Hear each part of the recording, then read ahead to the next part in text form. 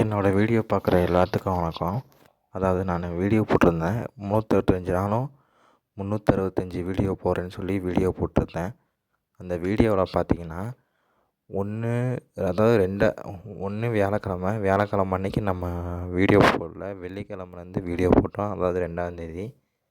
அந்த 2ஆந்தேதியிலேருந்து 2, 3, 4, 5, 6 6ஆந்தேதி வரையும் தான் நம்ம வீடியோ போட்டோம். அதிலேருந்து நம்ம வீடியோவே நம்ம போடலை.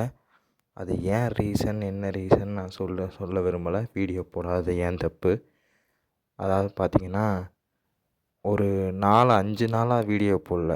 அப்போது நிறைய யோசனை வந்துச்சு. நிறையா பேசணுன்னு தோணுச்சு. ஒரு வீடியோ எடுக்கிறதுக்கு கூட டைமிங் அமையலை. உங்களுக்கு தெரியும், ஒரு மிடில் கிளாஸ் இல்லை, லோ கிளாஸோட கஷ்டம் என்னென்னு உங்களுக்கு தெரியும். அந்த சூழ்நிலையில் இருந்தும் நான் வீடியோ போடணும் பிடிவாதமாக இருக்கிறதுக்கு காரணம் என்னோடய ஈகோ தான். என்னோடய ஈகோ என்னை விட்டு கொடுக்க மாட்டேங்குது. அதனால தான் ரொம்ப நாள் கழித்து ஒரு வீடியோ போடுறேன். இந்த வீடியோவில் பார்த்திங்கன்னா, உங்களுக்கு தெரியும் நான் என்ன சொல்ல வரேன்னு. உங்களுக்கு தெரியறதுக்கு வாய்ப்பு இல்லை. தெரியும்னு சொல்லிட்டேன். உங்களுக்கு தெரியறதுக்கு வாய்ப்பு இல்லை.